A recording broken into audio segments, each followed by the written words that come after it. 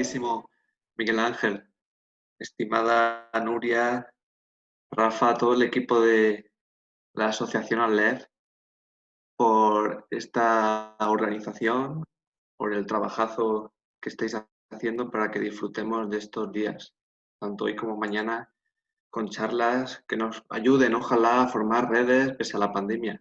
He compartido mi presentación, espero que se vea.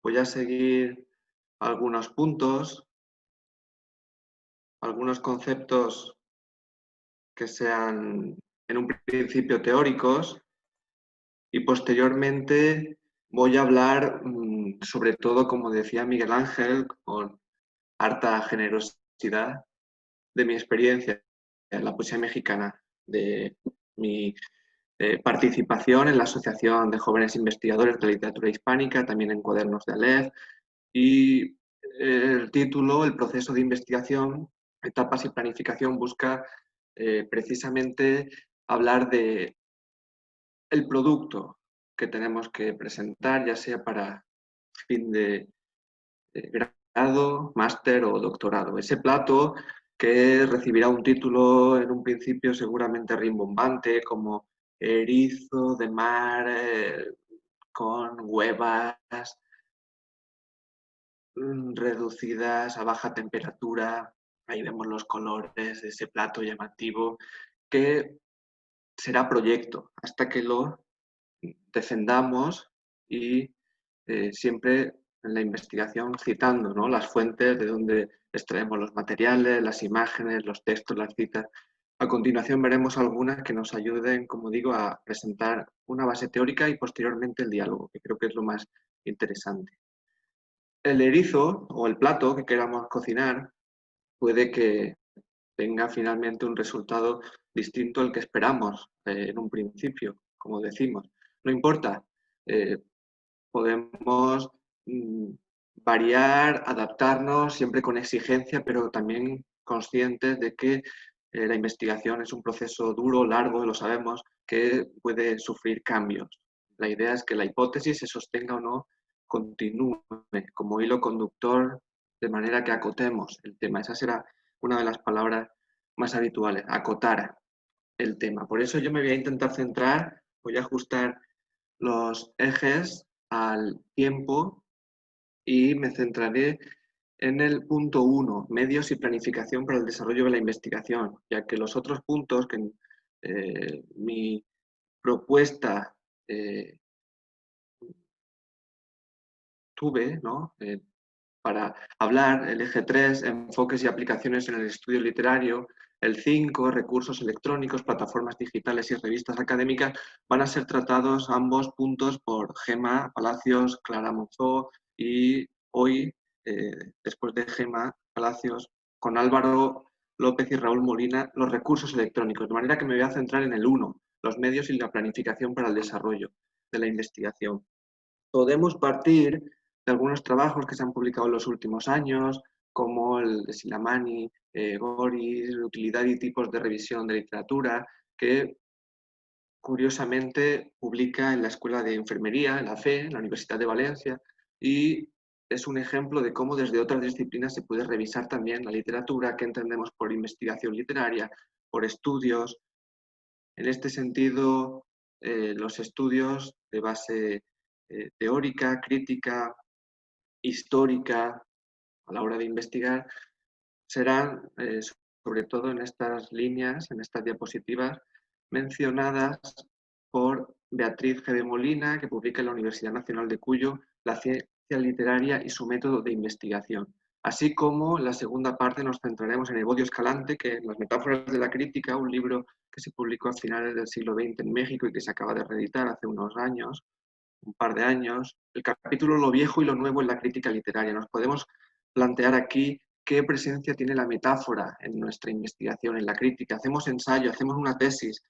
Ahora, ¿cabe la interpretación, cabe ese recurso de la metáfora a la hora de buscar originalidad, una voz propia, eso que quizá nos puede inquietar a lo largo de los años de trabajo, ya sea en grado, máster, doctorado?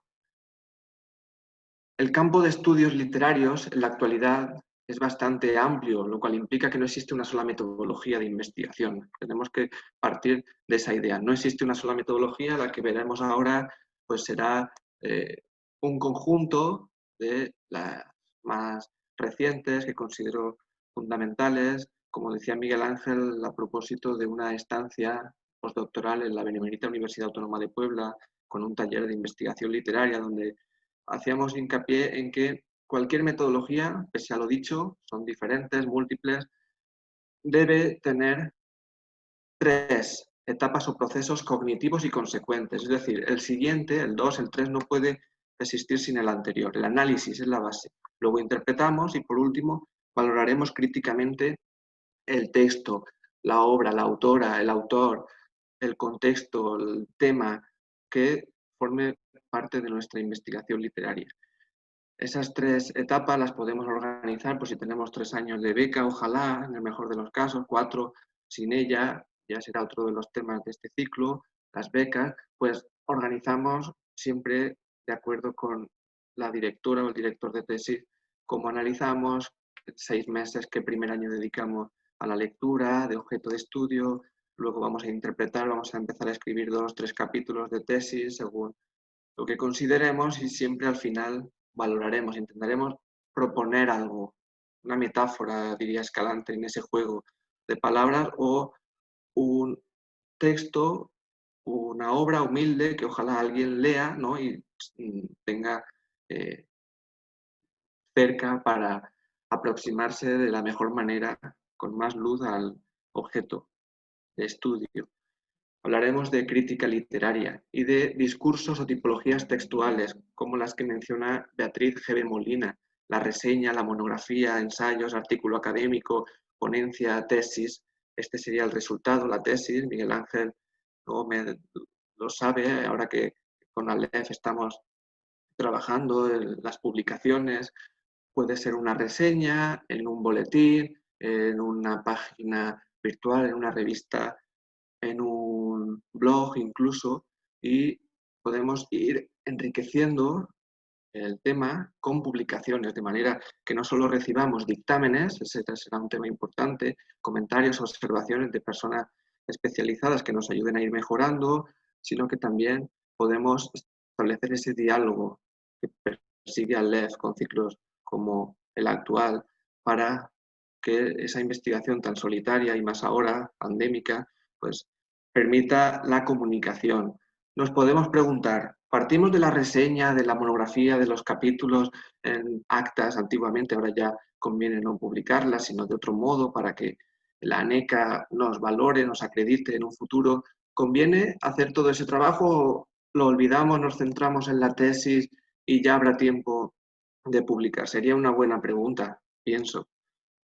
En mi opinión, todas esas publicaciones pueden ayudar a que la tesis original, inédita, sobre todo en un alto porcentaje, tiene que ser eh, un trabajo que no haya visto la luz, pero los textos, los artículos, sin desvincularse demasiado del tema, pueden complementar de manera paralela ese trabajo para dar experiencia y finalmente pues una tesis que continúe con estos discursos, tipologías textuales, la publicación, la valoración crítica, el resultado que se comparte como objetivo final. La crítica literaria reúne conceptos como la historia, la teoría y el objeto del que antes hablábamos puede ser un texto, una obra, una corriente, movimiento literario, autor, autora, contextos concretos, cómo se ha recibido esa obra o un fenómeno incluso relacionado con la producción literaria. Todos esos temas se han barajado en los últimos congresos de la asociación y pues dan cabida a múltiples, diversas investigaciones. En cualquier caso, se orientan a conocer el objeto, a iluminar, a ofrecer un acercamiento del mismo, ya sea para generar una crítica, para enmarcarlo en una historia o adoptar alguna de las teorías que formarían parte de la primera base. Lo que en muchas universidades, no tanto quizá en las españolas o en la de Alicante, donde Miguel Ángel y yo, entre otras personas de Alep, pues formamos parte, es común. El marco teórico sería la base. ¿Qué se ha dicho sobre ese texto? ¿De dónde partimos? ¿Cómo podemos consolidar esa base de lo general a lo particular de manera deductiva? Tipos de investigaciones para ir terminando esta base teórica y nos dejar de lado quizá algunos puntos que os puedan interesar si estáis haciendo el grado, el máster, el doctorado, pues la bibliográfica y documental, de nuevo con Beatriz G. B. Molina, podrían ser ejemplos desde mi tema, la poesía mexicana, pues una edición crítica de La sangre devota de Ramón López Velarde, el año que viene ya a 100 de su muerte, la recepción crítica de Santa hasta la actualidad, puede ser una tesis reveladora, también llamada de rescate, como El arte nuevo de hacer libros, que se publicó recientemente. Es una obra de Ulises Carrión, escritor mexicano que pasó buena parte de su vida en los Países Bajos, que apenas fue reconocido como poeta experimental y que en los últimos años Heriberto Yepes, otro poeta mexicano, rescata, recoge, reedita, valora, comparte de múltiples maneras para darnos a entender que efectivamente había ya en los 60, 70, sobre todo 80, un caso particular de la poesía experimental en México. Puede ser esa tesis reveladora, también necesaria. La teórica o especulativa, como el caso de Susana Reis de Rivarola, Teoría literaria del año 86, donde reúne la semiótica y la pragmática, la crítica, como la polifonía narrativa de la novela histórica de Santana, La Reforma, de Victoriano Salado Álvarez, un trabajo de María Guadalupe Sánchez Robles, en fin, ejemplos de múltiples tipos que dan hasta la comparativa. Ahora veremos con Gemma Palacios un caso seguramente de estos estudios que comparan, como Antonio Sáez Delgado, órficos y ultraístas, Portugal y España en el diálogo de las primeras vanguardias literarias, 1915-1925. Ahora bien, esas tres etapas que antes hemos mencionado como análisis, interpretación, valoración crítica, ya con Evodio Escalante en el método científico de la investigación literaria, puede encuadrarse de manera específica en esa planificación tan necesaria como indagación. Vamos a delimitar el tema, el problema que nos ocupa, vamos a marcar la hipótesis, el objetivo, una tesis para buena parte de referencias docentes de investigación tiene que estar presente, si no en el primero, en el segundo de los párrafos. ¿Cuál es la hipótesis, ¿no?, del trabajo? ¿Qué buscas? ¿Qué te planteas?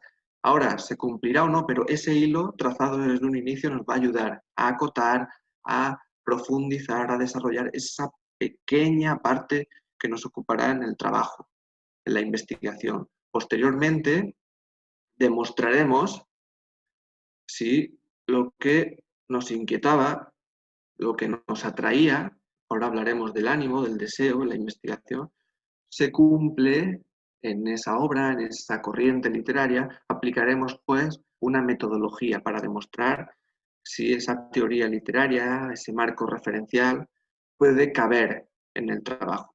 Si cabe, pues la hipótesis se cumple. Si no, no hay problema. No quiere decir que la tesis sea nefasta, errónea, inútil, sino que ha demostrado o no lo que se planteaba desde un inicio. De manera coherente, honesta.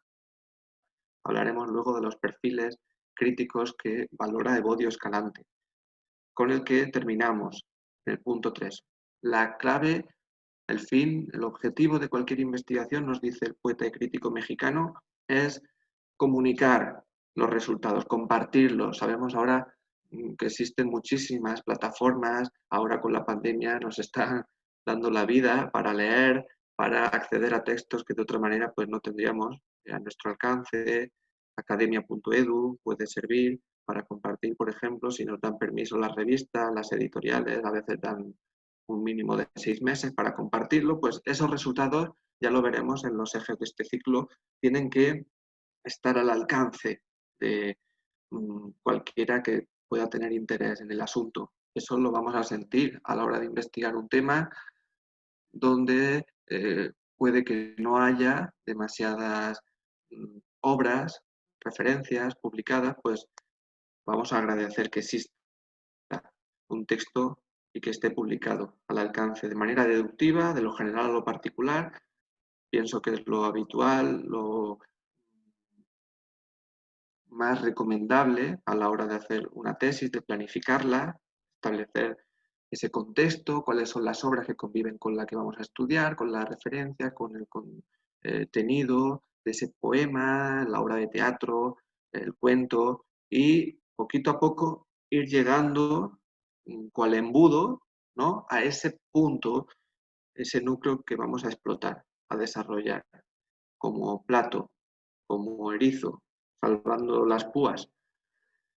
El Bodio Escalante, como adelantábamos, distingue tres tipos de perfiles y eso es importante para la coherencia, honestidad de quien investiga. Existe un perfil autoritario que tiene una posición de superioridad, ofrece totalizaciones, opiniones tajantes, es lo que suele llamarse como vaca sagrada.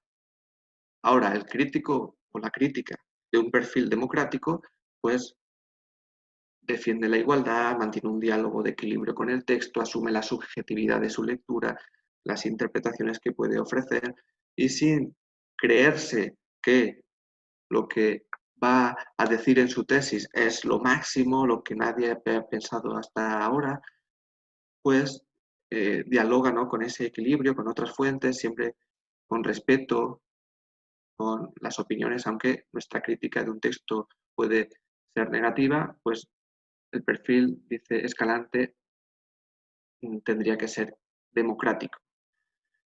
Y lo negativo, lo contrario al autoritario, tendríamos también negativo, según esta lectura, el perfil de inferioridad que lee de manera fragmentaria, parcial, limitada y no concluyente, que se dedica a repetir básicamente como refrito o como parafraseo nimio de lo que ya se ha dicho, sin aportar, sin atreverse, sin asumir a veces responsabilidades que nos van a tocar en la investigación. Con ese perfil democrático recordamos las palabras de Roland Barthes, también publicadas en el 72, para recordar el ánimo, el deseo. El trabajo de investigación debe estar inserto en el deseo. Si esta inserción no se cumple, el trabajo es moroso, funcional, alienado, movido tan solo por la pura necesidad de aprobar un examen, obtener un diploma, de asegurarse una promoción en la carrera, de conseguir una beca, de terminar a tiempo para esta plaza, la otra. El deseo, no lo olvidemos, nos decía ya hace tantos años Roland Barthes, es el ánimo. Si no estamos a gusto con nuestro tema, con la investigación, si no lo compartimos y estamos sintiendo ahí algo dentro a la hora de preguntarnos, de pasar tantas horas con este poema, libro, con esta novela, pues la investigación no va a servir de nada porque no va a cumplir los procesos marcados, generalmente tres, como decimos. Ahora, medios y planificación post-COVID, en este cambio que nos ha tocado, ¿cómo mantenemos un contacto con quien nos dirige la tesis?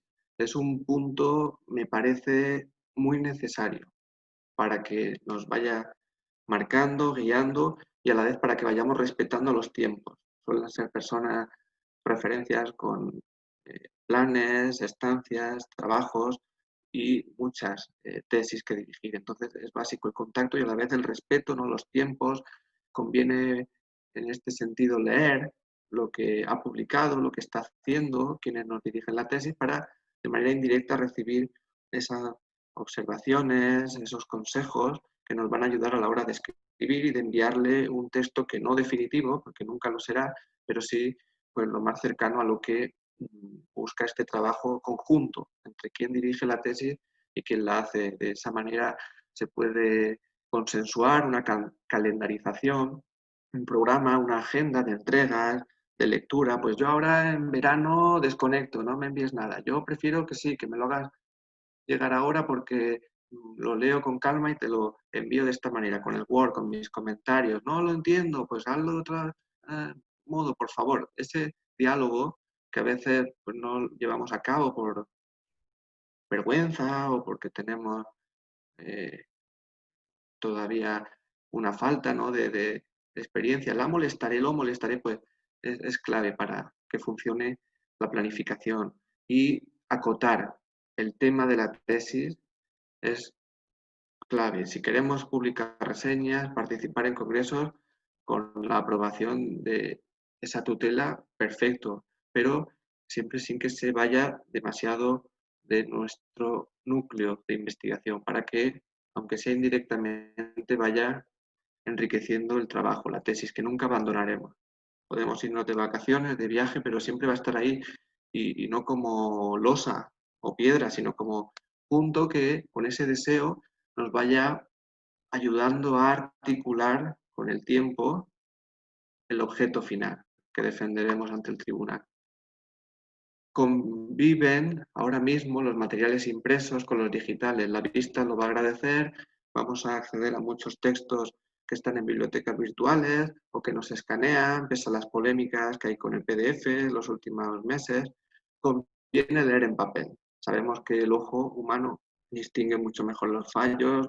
En cualquier caso, vamos a pasear por la casa, por la biblioteca, por la playa, al aire libre, con la convivencia, ¿no? De lo digital y lo impreso. Es muy importante que todavía exista lo impreso para llevar a cabo comentarios, pautas. Lo notaremos sobre todo si alguien nos pide revisar el trabajo y lo quiere impreso para esos comentarios. Aleph es una asociación, lo sabemos, que nos puede ayudar a no solo romper la soledad que va a existir en la pandemia y que el ánimo pues a veces va a dificultar otros grupos de trabajo quizá más específicos en la universidad, en otros centros, instituciones, nos pueden ayudar. A mí, en lo personal, el Seminario de Investigación en Poesía Mexicana Contemporánea me sirvió. Junto a leer, pues me permitió establecer nexos, vínculos, diálogos con temas que yo desconocía y que al final pues están cerca de la investigación de tu tesis, sin duda. La copia de seguridad pues es clave, no se nos puede perder ahora con tantos dispositivos el trabajo que llevamos meses haciendo. Hay que organizarlo, hay que copiarlo con frecuencia, hay que buscar esos repositorios para organizar la bibliografía, de los que lo haremos ahora ya para ir terminando y dar paso a los siguientes ejes que de alguna manera conectan con estas publicaciones. Por ejemplo, ¿cómo organizamos el material? Yo ahora, para acceder a esta presentación de PowerPoint, he pinchado en doctorado, una carpeta que tenía en el escritorio, y ahí he pinchado en Aleph, la asociación que organiza eh, todos estos encuentros. Había varias subcarpetas, el Congreso de 2017, Barcelona, 2018 en Alicante, 2019 en Valladolid, 2020 virtual. Ahora esta carpeta me ha dado, ¿no?, el punto en el que nos encontramos, la presentación. Y de ese modo, pues yo pienso que podemos organizar, ya sea por temas, por congresos, por líneas, el trabajo. Al aire libre siempre que se pueda. Por favor, es clave. ¿Y cómo vamos a escribir la tesis? Pues por capítulos es lo más aconsejable, me parece, y por textos muy breves, muy específicos que vayan alimentándose, que vayan ampliando el capítulo hasta que, si hemos consensuado esa entrega, pues demos un tiempo para que se oxigene, para que se enfríe y luego ya volver a él, para siempre revisarlo. Nunca será definitivo. Y más si tenemos intención, aunque eso no debería de preocuparnos ahora mismo, de publicar la tesis, nunca como tesis, sino como libro, como investigación, como ensayo, el texto va a sufrir siempre cambios, van a quedar erratas, va a haber errores. Seamos exigentes, sí, pero también tengamos calma porque los problemas pueden existir y hay que darle su importancia. Pienso que cualquier procesador de texto puede ser más que suficiente Microsoft Word en lugar de LaTeX o InDesign, porque, ya digo, la tesis siempre va a tener cambios y a no ser que queramos publicar y tengamos un manejo muy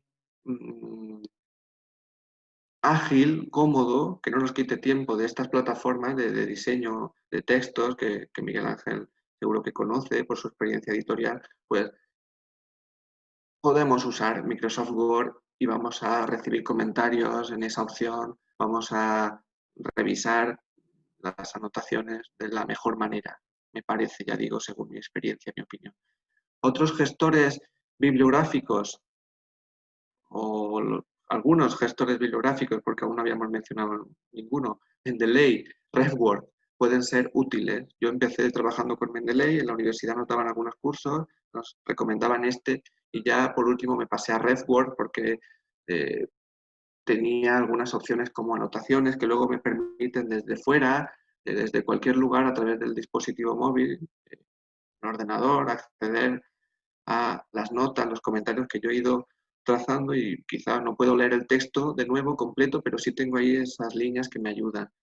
Y también nos harán pensar la originalidad, el porcentaje de la tesis que tiene que ser inédito para cómo publicarla, para saber dónde, cómo hacerlo. Y vamos a ir terminando con la depresión, que es un tema que nos puede causar risa, pero es muy común. La salud mental de quienes investigamos es frágil, está acechada continuamente. Ahora pensamos que quizá en un primer punto de la pandemia el confinamiento era la oportunidad para escribir, para leer, pero quizá en 2 o 3 semanas seguramente ya se nos fue el ánimo, el deseo, las ganas, estábamos hasta el gorro, ¿no? Perdimos la cabeza de alguna manera. Y la asesoría, la alimentación 5 veces al día, el descanso 8 horas, lo sabemos, la vida social, que tengamos contacto con la pareja, con amigas, amigos, siempre compaginando lo virtual con lo impreso para que el ojo pues también descanse y las gafas no cambien con tanta frecuencia. Contra la ansiedad, yo hablo mínimamente y ya casi me callo y termino de la meditación.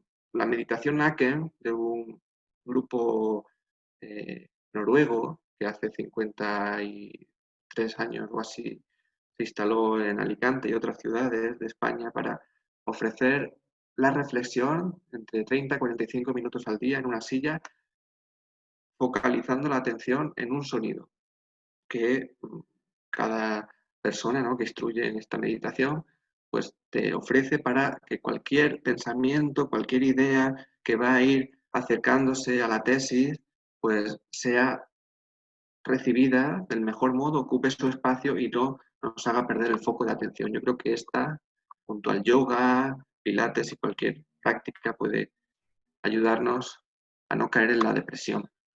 Planificaremos así, de manera gradual, consensuada, comprometida y flexible, la investigación. Tendremos conocimiento de las aristas, es una experiencia, me parece maravillosa, más si se comparte en grupo, dolorosa por momentos. Tenemos que ser conscientes de que podemos sentirnos mal, por eso compartirlo, decir cómo estamos es clave, tener ánimo, manejar la exigencia, la presión, dándole su importancia, sabiendo que aunque seamos exigentes, no alcanzaremos nunca la perfección. Redes de trabajo como Aleph y una lectura democrática según Escalante nos ayudarán a emplatar, degustar y digerir el plato. Muchas gracias.